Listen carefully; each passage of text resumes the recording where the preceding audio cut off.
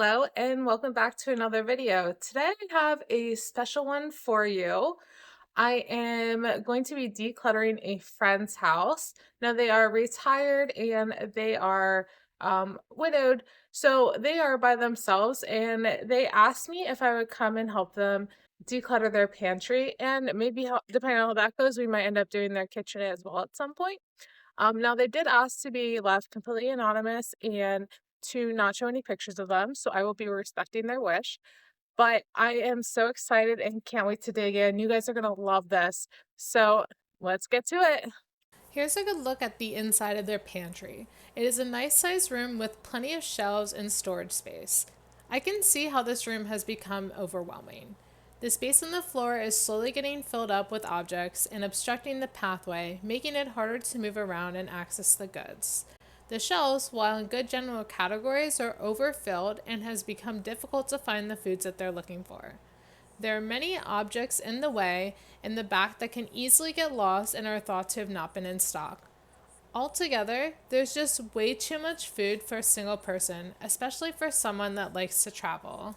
This room also has a small shelving unit that is a good size and fits the room nicely.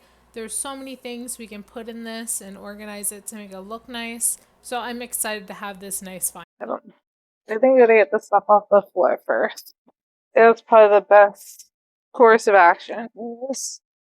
We're beginning with clearing a walkway for ourselves. There's not really much room to walk right in the beginning, so just being able to get in and out easier was a high priority.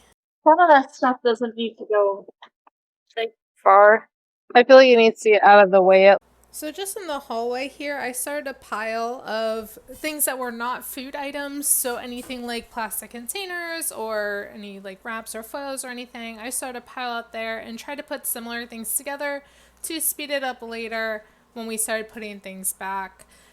I also finished clearing out the walkway, so now it was a lot easier to get in and out, and I didn't have a bunch of items in my way any longer. Now that the walkway is cleared, it's time to decide what to clean next. Generally, I like to empty shelves from the top down. However, we decided instead to start with items that were easier to sort, like cans and preserved goods. This way, my helper could start looking at dates and planning the next steps with the owner while I continued to clear out and clean the pantry. This way, we're maximizing our human resources and using everyone's time efficiently.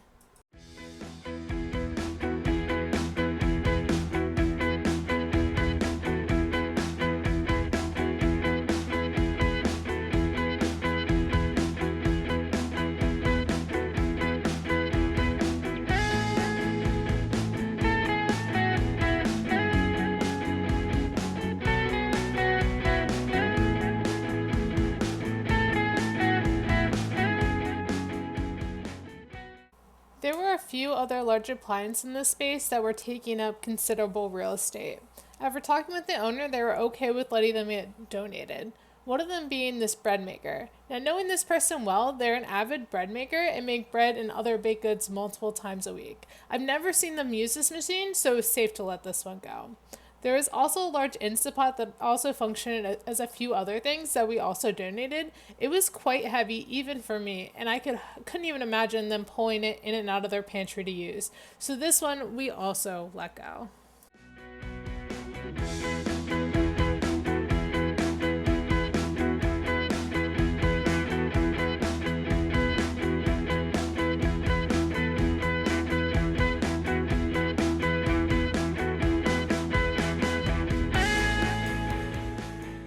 So we got one shelf completely cleared off. And don't forget that whenever you're taking everything out of an area, always, always, always remember to clean that area before putting anything back, even if it doesn't look dirty. Because once you put the items back, it'll be harder to clean in the future. It is so much easier when there's nothing there to just wipe everything down. So make sure you do a good job. You'll thank yourself in the future later. I'm also taking some time to wipe down the shelf with a cleaning rag. There were some rings that were left there by some of the cans. Again, you want to do a thorough job while the shelf's completely empty. So here I'm just scavenging any other shelves for items that fit our first category, which was cans and preserved items.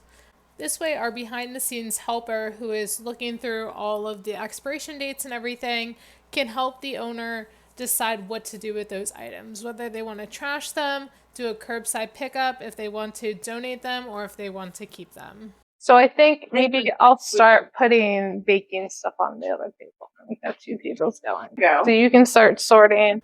And now with that game plan in place, I continue to move all the baking goods to the table while everyone else is going through the preserve items that we have left on the island. As you may have noticed, we made these home bases to help our operation run smoothly. Having these broader categories in different spaces allow objects to get sorted quickly and efficiently while also giving enough room to sort and organize. Furthermore, it allowed everyone to move around freely, completing their task at hand. This led to good workflow, ease of access, and quick decision making.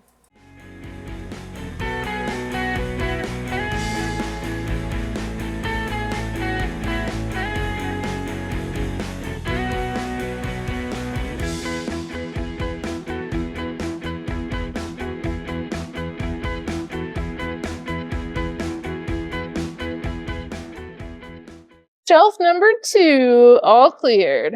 This little dustpan coming in handy. Just like before, we took a minute to clean and wipe down the empty shelf before moving forward.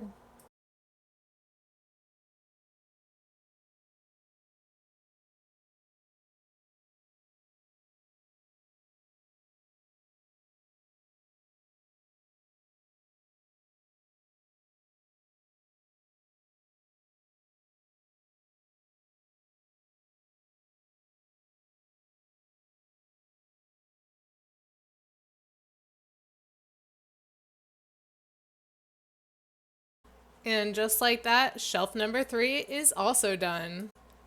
Now for the final shelf, and time to bring out the big guns. Just kidding. We just need to bring out a step stool, that's all. And for our last category, we'll be moving these bottles of questionable decision to their own location, which was one of the countertops in the kitchen.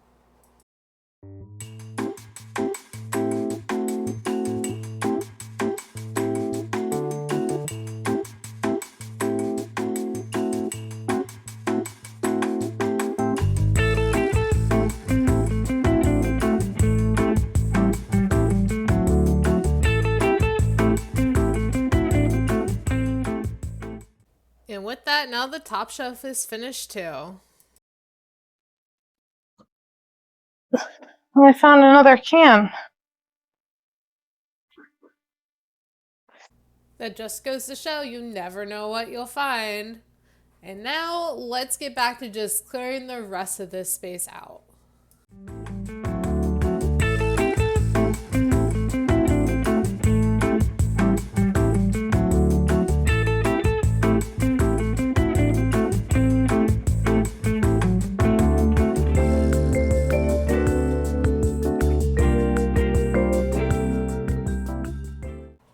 Judging by its location, it's safe to say that this Instapot was hardly ever used. It was super heavy and pushed way far in the back of the room, making it not accessible and easily neglected. When I was going through this area, I came across a lot of leashes, and it really caught me by surprise. I've been here many times, and I know that no animals reside here. Through talking with the owner, I found out that they used to have a dog, and they had passed away some time ago. When it comes to loved ones that are no longer with us, as humans, we often get attached to objects that remind us of them. And this was the case here as well.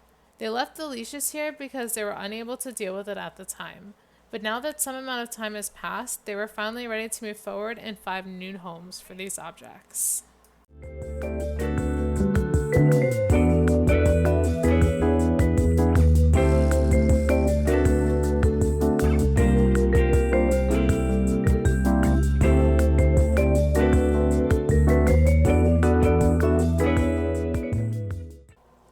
So now that the room is all cleared, it's time to empty this storage cart, and then we'll be ready to do the final clean out of this room. We'll wipe down the remaining shelves and sweep the floor. And after that, we can finally go check on everyone else's progress and see how they're doing.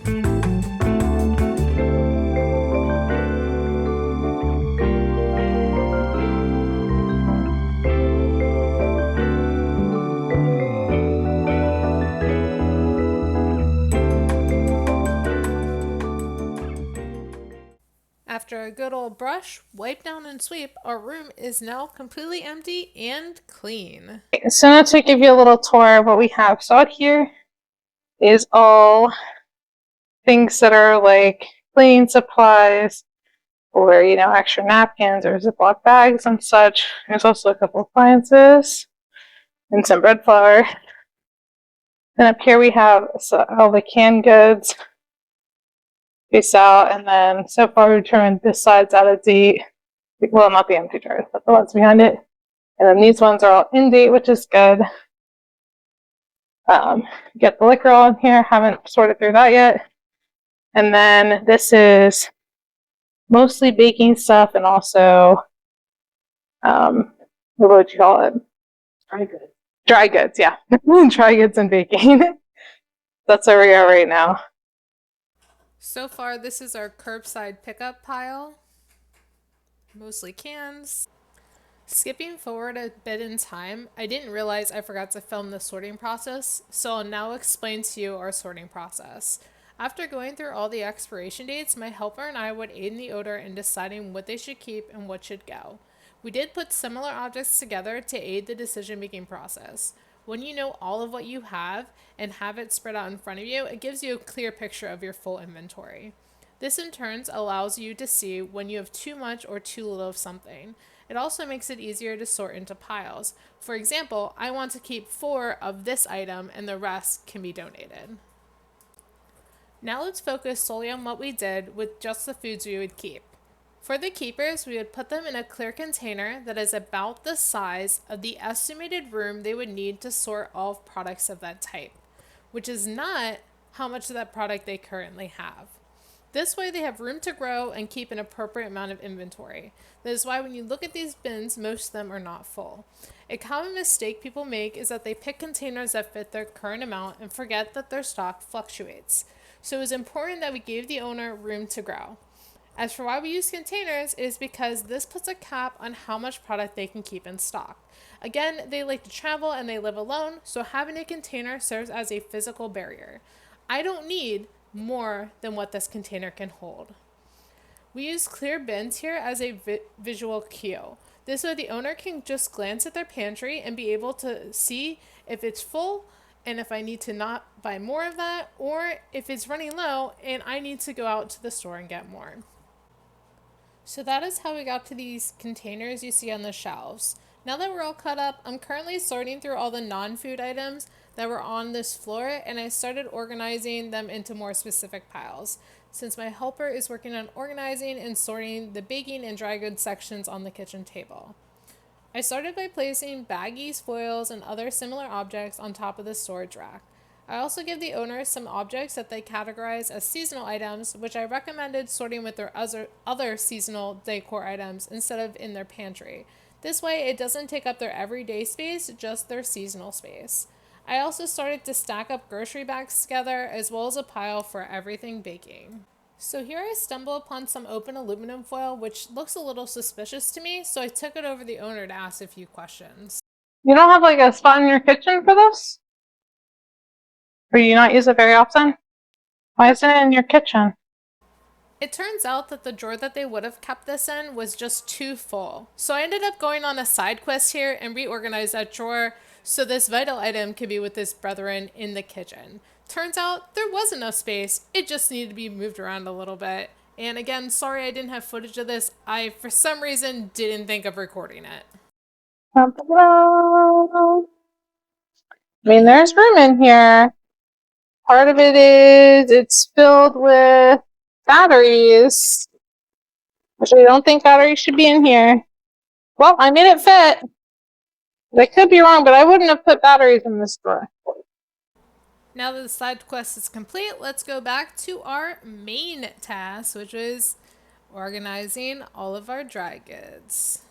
And here we also introduced a few new sorting categories, which was takeout containers and also decorative bags for gifting baked goods. I also think this could just be like all to-go stuff, like it could be like the soup stuff, the bread stuff, and like Ziploc bags. And this is like all like things you have to go. So with these goals in mind, I started to work on filling all of these to-go items into the storage rack. with the additional goal of maybe also getting extra baking supplies in there as well. I started by placing the least needed items on the bottom, which were the Ziploc bags and backup foils and papers, since they're only needed to refill the main supply in the kitchen. So I got that one done. For the third drawer down, I decided to make it to-go containers. Again, it's not something they need all the time. These are for gifting to other people. So they need to be accessible, but can be further down than our next drawer. The second drawer is going to be for baking, gift bags, and other small baking utensils or surplus. Although these two drawers are probably equally used, the to-go containers were larger items which are easier to find, so I put them further down. Whereas the extra baking items could be small, and you don't want to bend over to dig through a drawer to find these little items. It's gonna look so good. Just you wait. I said it's gonna look so good in here. Just you wait. It already looks really nice already. So we got these down here, to-go containers in here, other to-go bowls. Yeah, to-go thing. Yeah, bread things. And now noticing that it's really late, we just pack up the last few items, get it ready for tomorrow because we're gonna come back and we're gonna finish this project. All right. But before we leave for the day, here's one good look at our curbside pickup pile. So early in this video, I talked about what we did with items that we were keeping, and now let's talk about the items that we were getting rid of. So for expired food items, we did an online listing to our local area for curbside pickup. We made sure it was very clear that these were expired goods and that they did end up getting picked up by a local organization that handles these types of objects. As for the in-date items that we no longer wanted, we packed them away in a tote bag and then were taken to the owner's local church for their food pantry, which again, I sort of forgot to get images of. Then, as for non food items, they were just given to friends, relatives, or donated to local thrift stores. Hello again. We are back in the pantry for day 2. We have been working on trying to get things at least a little bit put in a general idea, but nothing is concrete yet. We did some organizing. Today I did bring my label maker and everything, but we're going to continue to get our categories together. And then after we do that, we'll figure out what shelf everything should be on. But we're getting pretty close.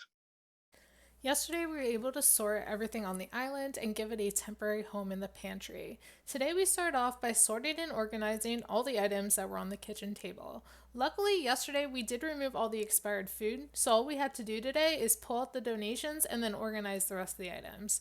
So that is where we're going to start off today in day 2. Again, I'm sorry I didn't have any footage of us organizing the bins. To be fair, behind the scenes was quite chaotic, and nobody wanted to be on film but me, so it was just easier this way. So with that, let's start organizing. As I continue to bring the clear bins into the space, you will see me rearrange and move items around. It is hard to know where everything should go until you see the whole picture. So I had to move items around many times until everything made sense. There was also some items that had designated homes that just needed to be brought to those spaces. I just love when everything has a home. It makes it super easy to put it away. I wanted to take a moment to share a bit of advice that I gave my friend, especially when it comes to buying in bulk from places like Costco or Sam's Club. As a single person, or maybe you're just a couple, it is so easy to end up with way more than what you need. Now, that doesn't mean that you shouldn't shop there or buy in bulk, because maybe it's just a really good deal. Or maybe you just need the larger packages, because when you use the item, you use a lot of it. My recommendation would be to take what you need or what you can reasonably use in any amount of time. That could be a few months, half a year, or maybe a year. Again, this depends on the type of item. Determine what you could reasonably use in that time and then donate the rest. For example, maybe you buy a 12 pack and keep 8 and donate the other 4. Or if it was a buy 2, get 1 free kind of deal, maybe you keep the 2 but donate the free one. This way you still get plenty of what you need, but you're not bogged down by any of the extra. You also get the added benefit of aiding your local community, and that feels really good. Plus, your pantry isn't overflowing, and that feels really good too. And if that's too much of a hassle, remember you can always ask friends, family, or coworkers if they would like any of these items. It still has the same benefit, but you don't have to go out of your way to do it.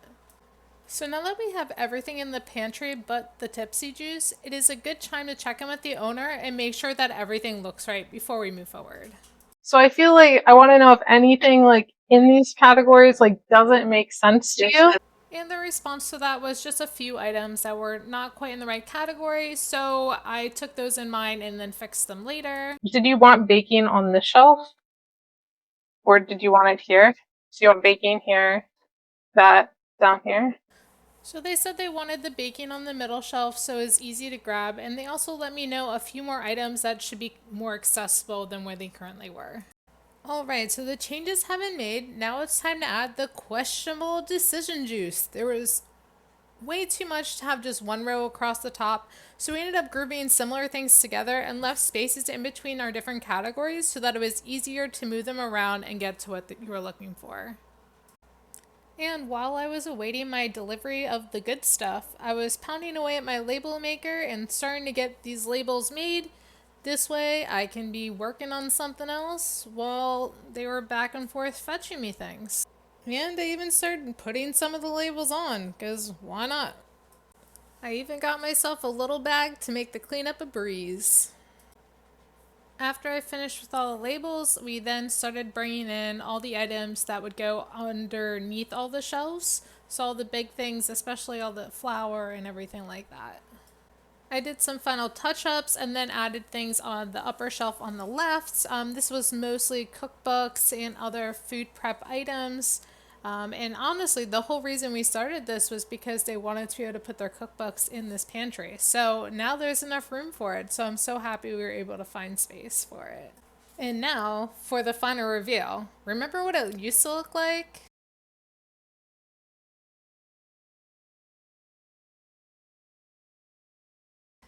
Well, now it looks like this. Let's take a deep dive at each of these shelves. So like I said on the top, we added ample room for things to be shifted to the left or the to right as you're trying to find certain things. Everything up top has to do with drinks. Just makes it easier.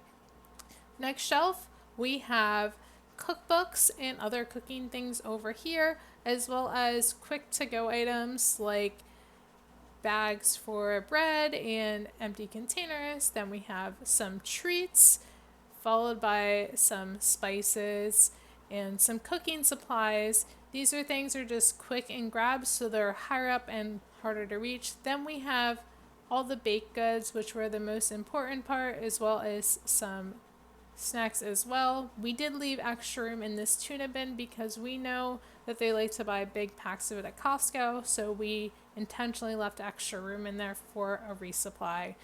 Lots of room for flours and sugar, and we tried to keep as much as things as possible. Now I'm pointing to the mashed potatoes because they actually use this for a starter that they have, so they actually goes into baking and not in regular food. Then we have some canned items over there. I didn't really have a good spot for it, so that's where I ended up there. Everything soup and broth related. We got, oh, hello, my face. We have beans and lentils in the back. They're not used as often, but they're visible because they are higher up than other things. We have some things to make tacos for a nice taco night. Then we have like our Italian section where we have tomatoes and all of that, as well as other pastas coming up and things that have to do with that, like maybe breadcrumbs to make some breaded chicken, you know? All things Italian. We got some kids' snacks over there. We got some more questionable decision juice. We got all of our flowers here at the bottom. And here are our to go bags. Now, I would have liked to have them on a hook, but where the hook was located was really busy and in the way, so I decided to put it instead on the floor. I did also find out that those are insulated bags, not the regular grocery bags, so they don't need them as often. And then into these drawers, we have Ziploc foils and wrappers in this bottom bin. Then we have soup to go, as I said before. Not too much has changed in here. We got all of our baking to go stuff, which also has some other useful items as well, like cupcake liners, etc. And then we got the kids drawer for all the fun stuff for all of her grandkids. On top, then we had some ice packs, and I figured they were close to her cooler, so it wasn't too bad of a spot for that. And more baking supplies on top. Again, this is the thing she uses the most, so we wanted to make these accessible as possible. All right, so that is our flip through. I hope you guys enjoyed this wonderful transformation, and I will see you next time. And as always, if you haven't already, please don't forget to like and subscribe to this channel. It really helps us out a lot. Bye.